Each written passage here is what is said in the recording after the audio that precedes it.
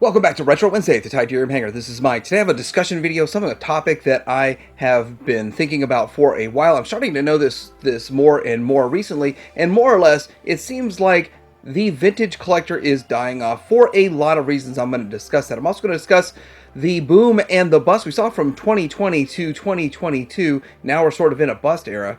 But before we get into all of this, today is the last day that you can actually get in on this Eternia. Speaking of vintage, and if you don't want to spend vintage prices on this set in the future, it's $550 now plus probably like 50 shipping, 50 tax, so $650 or something along those lines. But I gotta tell you, this is the last day to get in on it if you're in on it. Got a lot of other vintage collection videos coming for Retro Wednesdays in the future, but let's get into this discussion and how you can capitalize on vintage collecting starting to die off.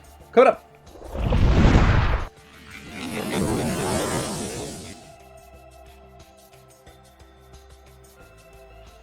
Okay, first I want to start off with a timeline. Starting back in 2019, prices for vintage toys were higher than I've ever seen, including the Centurions, but you could still collect, say, Centurions relatively affordably if you took your time and you were diligent about it. But nowadays things have changed. But the baseline in 2019 is a baseline for prices when I start talking about pricing.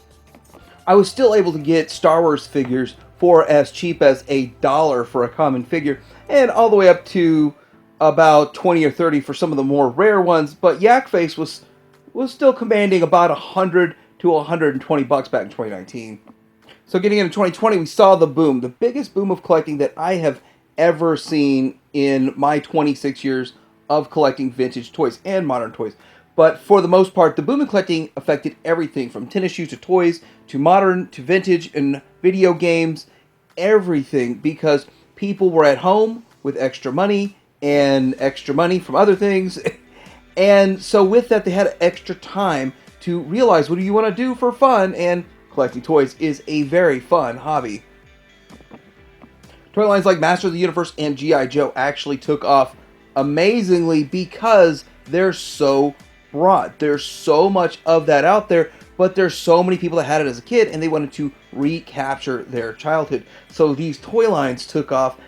When I'm used to seeing certain prices like in 2019, 2020 instantly doubled, tripled, or quadrupled some of those items. As we worked through 2020, that year was a year that we started to see a supply decrease in the vintage market. On eBay's, Mercari's, and all of those selling sites, the supply decreased, dwindled. A lot of things were starting to get really hard to find, and that's really what drives the price up. The scarcity factor of these items drives the price up, and people are wanting to get it here and now and pay whatever. They had the money to pay whatever, and so with that, that's one significant difference in 2020 and part of 2021 that we're not seeing today. So one thing we started to notice was a Facebook seller surge. So a lot of Facebook sellers started coming out of the woodworks. Now there were things like they were doing individual auctions, they would sell on Marketplace, and then not just Facebook, but you had Etsy sellers starting Etsy shops. You had other people on other platforms even being developed, even coming to the forefront because that was so popular. There was so many people trying to sell stuff, trying to get stuff out there. One thing about Facebook was you didn't have to pay tax. You're dealing person to person. Usually you could get a good deal. Usually you could say, hey, sell me a few more things. Let's bundle a nice deal. Get a collection from somebody. But what I found fun was buying people's collections, their childhood cherished collections, and they give it to you for a decent price. And then you could cherish it in your collection. This sparked a massive boom in resellers selling their wares. And one benefit out of all of this was certain very rare items started coming out to the forefront. Things that we've never seen before, or I personally have not seen on the market for a while, started coming out in droves, which was very good because people wanting to get their hands on this stuff, other people having connections, knowing people, getting this stuff out there. It really worked.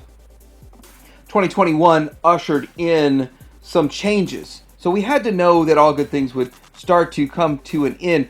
2020, by the way, was my best year of collecting vintage ever. I came in contact with a lot of people, a lot of product, a lot of stuff that I was looking for, and it was a lot of fun. My heart goes out to anybody that lost anybody due to the illness. I'm not allowed to say the illness. I'm not an approved propaganda site, so I'm not allowed to push that propaganda properly, so I can't say the name of it. But getting back to all of this, I am sorry for anyone that lost someone. 2021, they did pass some policy that started eating into your disposable income. A lot of policy that started raising cost of many of our energy costs, such as oil, such as gas, and what's going to affect us even this winter. It's going to get even worse. But those things started in January of 2021, and I was really upset about it at the time. I guess I wasn't upset enough. But looking at that, it erodes your budget. But at the same time, the unemployment stops, the stemming stop, and the rent moratorium slow down. 2021 also ushered in people getting back to work, going back to working full time, so getting off of the unemployments back to work. And I want to say this I commend the people that were smart enough to get back to work. We're starting to see massive layoffs. Now, people get mad at me. Don't talk about socioeconomic pressures or political problems that are causing problems for collecting. But if you don't, you're only talking about a small fraction of those issues. I actually say everybody in the toy community should be discussing the impact of these on collecting, or they're not giving you the whole truth. Now, getting back to this, people getting back to work are going to keep their job because first in will save their job. Last in, first out is usually the layoff method. Just so you know. 2022 ushered in the 1099K, where they target people making less than $20,000 a year. And then there's another bill passed right after that to fund $82 billion towards tax auditors to go after people with 1099Ks and that make less than $50,000 a year. So that's what's going on. That scares the crud out of collectors, and I'm still hearing it every day, and it's really going to scare people come next March. So with rising gas prices and a lot of people scared of even selling their stuff to fund their collecting, and of course they're going after Uber collectors and all that kind of stuff, Uber drivers that are collectors driving Uber for side hustle. It sounds like doom and gloom, but there's a silver lining to all of this. A lot of collectors are sort of giving up or moving on from vintage, but I'm going to go into more detail about that. This is giving an opportunity for common stuff to become more prevalent and easier to find.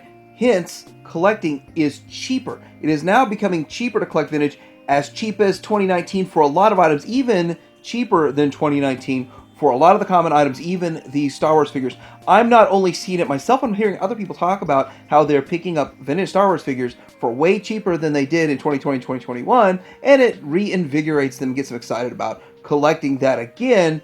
But for the most part, the vast majority have stopped, but the few people still collecting are taking advantage of this time frame. Now, one of the problems is that these vintage items that are rare, they're genuinely very rare, those are actually more expensive. They cost a whole lot more than they did back in the day. So let's just say baseline, and this is why I baseline things in 2019, these body rigs, there's a very rare Power of the Force body rigs, never in the show. They're sort of like mini rigs.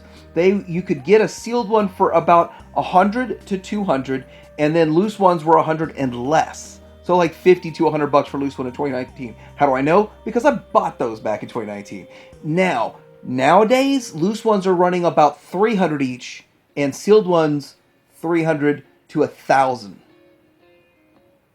Same thing with Centurions. For a while there, back in 2019, you can get a complete any one of the three main characters for about 50 bucks. Then it was about 100 to 25 to 150 during the height of the late 2020, early 2021. But now you can start getting those complete, maybe 75. So they haven't come back down to 2019, but the really expensive stuff has gone up and now is starting to come back down.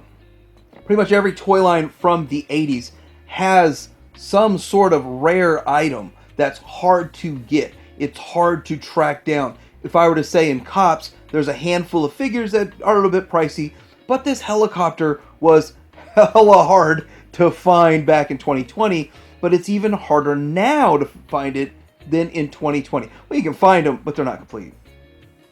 Toy lines like G.I. Joe actually are getting way cheaper. Vintage Joes, aside from some of the real rare Melloways and some of that kind of stuff, but the stuff that you had, that you want to reclaim your youth, you could get them for an affordable price. Whether it's eBay or a Facebook seller or any of that kind of stuff, you can find a reasonable price for pretty much all of the vintage stuff that came out at retail. Some figures are still more pricey than others, but it's getting a whole lot better. I'm taking advantage of this and I'm trying to flesh out some of my vintage collections. So when you start looking at obscure vintage items, those are still the hardest. Those are still hard, but they're not as hard as they were in the past couple of years, like Indiana Jones and a couple of the other ones like maybe Dune or Clash of the Titans or some of those Inhumanoids. A lot of those are getting a little easier to collect for. Stuff starting to show up at more reasonable prices instead of astronomical. There's still astronomical prices getting asked. You just gotta look for those gems. But what's really hard to get still, even with vintage collecting dying, certain things such as playsets are really hard to find. Part of it is because they're so big, so few were made for the most part, and more obscure of the toy line, the harder it is to find. Good thing you don't have to put $4,000 down on Eternia. You can get one today. Last day to get Eternia, by the way, for $650. I got my Sector's Hive back in 2020 at what was the height of the crazy prices, right? And the thing was, I saw more of them that were about the price that I paid, and mine was complete. And most of the ones I saw complete, some of them were even cheaper, like $250. But then nowadays, try to find one for less than $1,000 complete, it's going to be a challenge. It's going to be kind of hard, especially getting the little pups to good condition. But more examples just like this. I saw people asking $2,000 for an ice castle. And I got mine significantly less than that, but $2,000 for an ice castle. When in 2016, Retro Blasting showed on eBay that there were about 15 listings that were under, well, right around 200, 220, something like that. And now, 2,000? And I'm going to have a whole other video talking about some issues surrounding what I see collectors and, well, it's just deadbeat loser bidders, for whatever reason, love, they're attracted to this thing to not pay for it. I got to talk all about that. But the Cat Slayer, now this thing here is actually quite rare. There's only one or two on eBay at any given time, and bidders bid that up. There's like 58 bidders on each one of those auctions. But I've got to say, the reason that these playsets go for so much is because we still have a lot of the collectors that aren't active in collecting only needing one or two pieces. So they're super hyper focused on something like a Cat Slayer or one of these playsets, something that's a big missing gaping hole in their collection that they're willing to spend a little bit of money on. So what exactly is killing collecting this day and age? Well, the fact that people are back to work, they don't have as much money, we have a recession going on, and the fact that people have been collecting for the last couple of years, collecting really hard, have what they want for the most part. A lot of people are really satisfied with their vintage level of collecting. They're happy with what they've got, and they're there. They're at the point. They have reached the limit. Because when you collect vintage, it's finite. There's only so much to go after. Once you get it all, it's pretty awesome. I ask my viewers all the time, why do you not collect vintage Transformers, but you collect the Masterpiece or the mainline, what's getting put out by Takara and Hasbro right now, or Legend scale Transformers? They don't really care about the vintage stuff because the modern stuff looks so much better. So that's another reason we lose a lot of our vintage collectors. They stop collecting vintage because they see how much better this modern stuff is, and it looks so much better on display. So again, another reason, approximately 70% of my Transformers viewers, they say the same thing. And the inability to find or locate and buy that last rare item that you want, that is also an issue with collectors collecting vintage. You just get tired of not finding it. You just stop looking. You just move on to doing other things. So let me know what you think about this topic. Do you see a massive decrease in people interested in vintage collecting? Am I the only one that sees it? And do you still collect vintage? Have you, for any of these reasons, stopped collecting vintage, moved on to modern, or just been happy with what you have already? Let me know in the comments below. Like and subscribe. Happy Wednesday. Time to Hanger out.